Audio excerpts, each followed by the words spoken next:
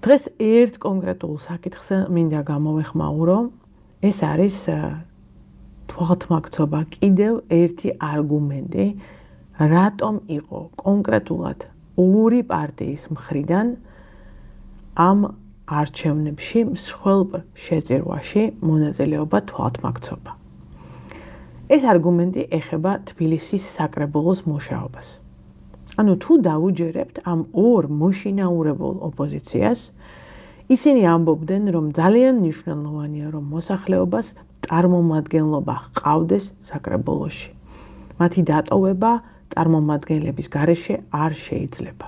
გარკვეულწილად შეიძლება თქვა, რომ რაღაცა ეს არის არგუმენტი, რომელიც იმსახურებს განხილვას. თუმცა ამავე დროს, როგორც ჩვენი წინაპრები იწყოდნენ, ფიცი მწამს და ბოლო მაკვირვებს.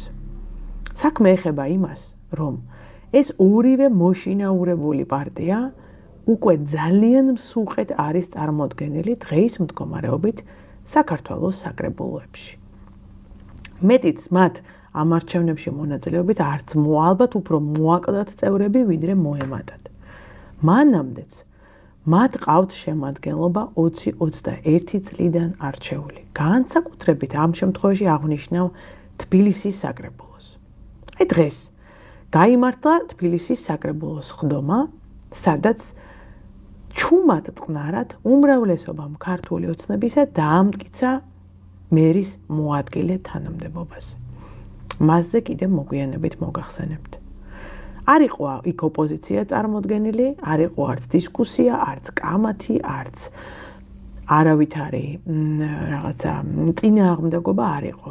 ეს დამტკიცება მოხდა წყნარად, ჩუმად, ერთხმად საბჭოთა სტილში ქართული ოცნების მხრიდან. და ისმის კითხვა, თუ ოპოზიციას ყავს არჩეული წევრები საკრებულოში, რატომ არ ესწრებიან ისინი სხდომებს? რატომ არ უქმნიან ქართულ ოცნებას პრობლემას? როდესაც ისინი ამბობენ, რომ აი პარლამენტი ძალიან კარგი ტრიბუნაა, რატომ დავკარგეთ ეს ტრიბუნა?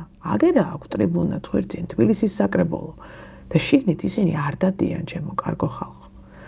ისინი არ დადიან წელიწადზე მეტია.